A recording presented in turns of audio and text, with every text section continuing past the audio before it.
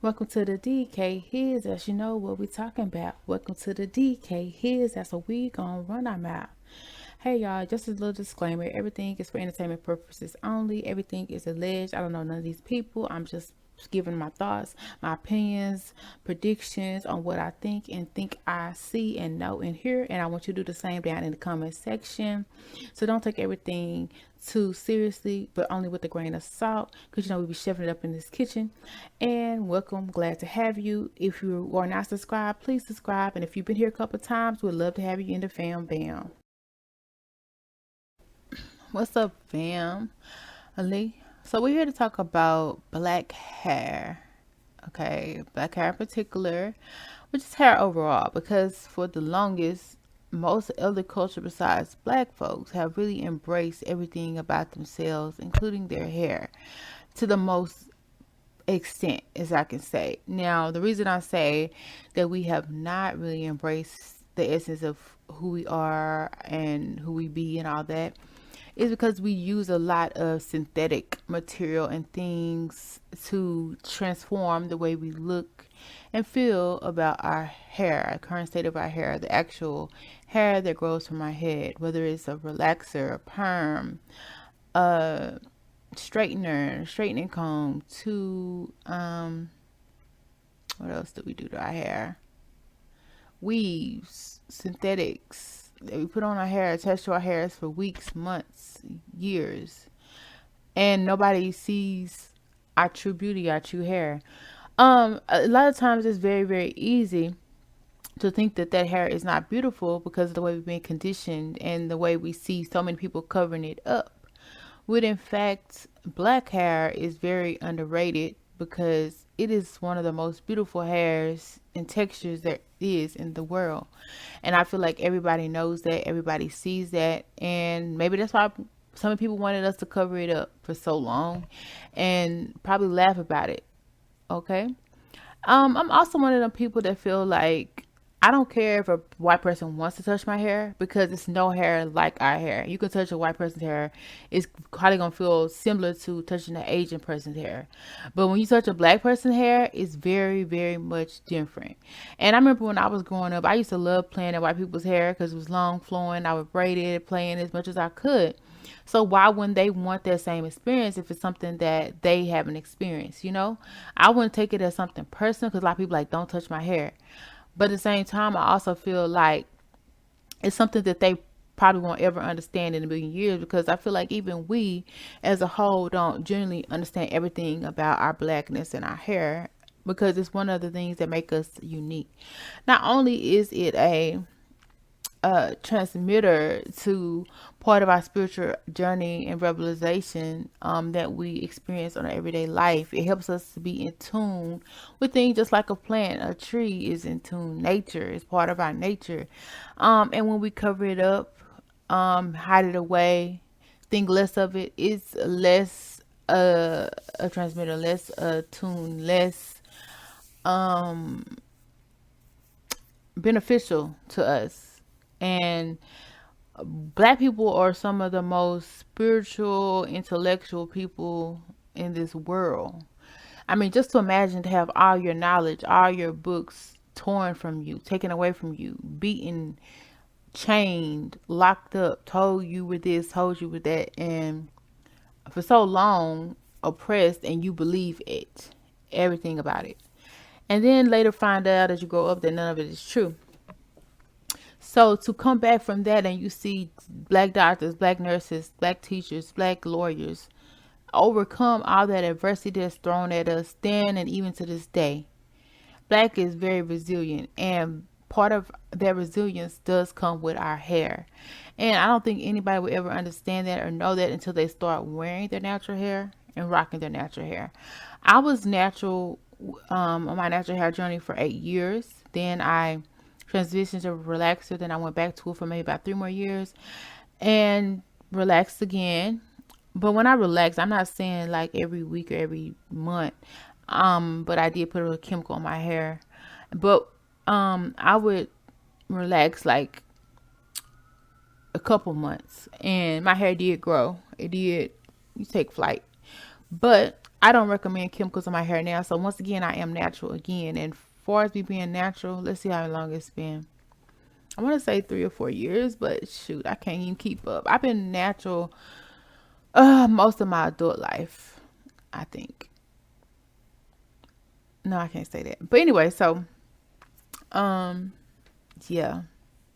So being natural is, I feel, a blessing because we have some of the beautifulest hair from different textures, from 4A to 4C.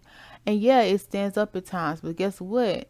What if you had, imagine if you had this hair on your back all the time, just rub it up against your skin, rub it up against your skin. The texture of it would be off-putting sometimes, you know. So the fact that it springs back up and shrinks, you can have like a foot of hair, but it shrinks it up to an inch. It's so miraculous. It's so magical. That alone, just for that, that needs to be celebrated because guess what? You, when the wind's blowing, is it gonna be all over you here and there? No, it's gonna be confined into one place. It's gonna be sturdy. However, I am definitely for the natural relaxer, which is heat, which is like heat damage or heating your hair. Your hair becomes a different curl pattern, it becomes straightened naturally with heat. But some people are like, oh, that's not natural, but I'm not putting chemicals on my hair. I'm just stretching it. I feel like heat is a form of stretch, or even if you're braiding your hair, tightening your hair, it can be stretched that way. I realize that my hair, it works better when it's in a stretched state because when it's not, it tangles up and I end up breaking a lot more out of it. But probably that's because I wasn't really used to working with the shrinking state. But I'm sure now I can handle it a lot better. But I do enjoy the straightened state better because it's just, for me, it seemed like it's healthier. Well, it grows a little bit better. But I do sometimes miss the natural state because I had some pretty coils and curls and I was able to do more natural styles. And when it's straightened, it's limited on what you can do. And I would encourage anybody who is looking at locking their hair, or just want to stay out their hair, you also can try two strand twists, which means you keep your hands two strand twists for a couple months, take it out. And I think it takes a couple months for it to officially lock up if you're careful. Some people's hair lock quicker, and that's usually when they're smaller twists. So be careful if they're small. The medium to large is probably more recommended, unless you know your hair. You maybe try one first and see how fast it locks before you try something smaller, if that makes sense, because hair does tend to bond together and shrivel up when it's black. But I just want to say that it's time for black women to start embracing everything about their beauty, from their skin to their lips to their hair. There's plenty of cultures who emulate that, who think it's beautiful. Besides black people, that's why they want to touch it. That's why people in China have a style where they get an afro through a process that they do with their hair. So not only are our lips idolized, our physiques idolized, our hair is also idolized. But we wouldn't really know that because we was taught something different because people were jealous. And also we have kept it hidden for so long. Our hair is powerful. Our hair is very resilient. And if we spend as much time as we do on false synthetic other people's hair that we put on our head, attached to our head, we will realize the beauty that is our hair, that is capable of growing in leaps and bounds. And if you spend that $100 to $200 on a class on how to take care of your hair, you will be much more blessed, much more appreciative, much more thoughtful on the beauty of what is your hair. When I was really natural, in my most natural state, I really developed a calm and a sense of understanding more about myself and life just with dealing with my hair. I know it's like, how is that possible? Well, it's possible. And it was a nurturing thing, like the twisting of my hair and seeing how it would shape and transpire, and then this result I would get if I did this, or if I add a curler or a curl rod to this, and it changed in another unique way. It was also therapeutic. Sometimes I would just play in my hair, just be playing with my hair, and it would calm my nerves. So Yeah, everybody's different, but I would definitely encourage you to at least spend at least a month with your natural hair, get training and classes on it first.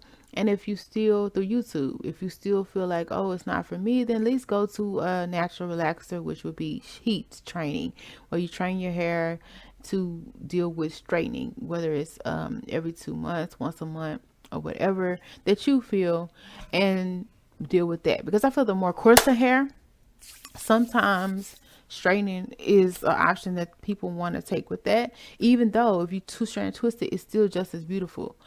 So you have to really play with your hair, flat twisted. You try different styles, but if we invested as much time as we did on our natural hair, it would be amazing. Like Cardi B, her natural hair is amazing. It's like almost down to her butt, but she still wears synthetics. And keep in mind, you also see, well, let's say, keep in mind that I do know that natural hair can be very difficult at times, but once you master it, it's very much worth it. It's very beneficial. It's very, very sexy. Okay. And it's you gain a victory. So don't give up. It's a process. It's something that nobody's teaching you. So you have to learn it on your own and appreciate everything about yourself. And it's going to change everything about you. Now, I'm not saying you can never wear weave. You can never wear a protective style, because I'm for that.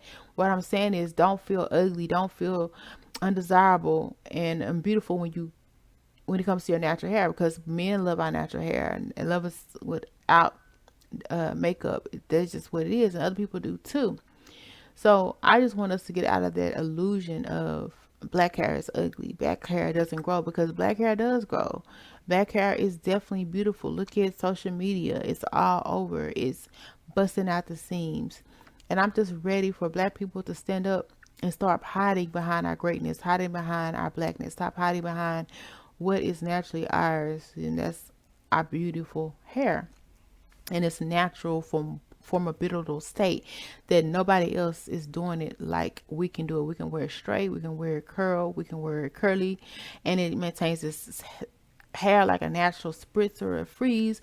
Like, black hair is doing things in magical forms that no other race is able to do. That also lets you know of the inferiority that comes with, and just like the many other women who have embraced it, you too need to learn to embrace everything about you, including your beautiful, precious locks. Well, as always, thank you for stopping by at the His House for your Lash Tea entertainment and gossip and predictions. And we will definitely have more. So definitely come back and see us. And if you want to be notified, hit that bell and also subscribe, especially if you've been here before. Come back again and again, but subscribe and join the fam band. We'd love to have you. And if you liked anything that was said on today, or even made you laugh, joke, think, ponder, make sure you hit that thumbs up or that like button, especially if you agree or disagree, and comment down below.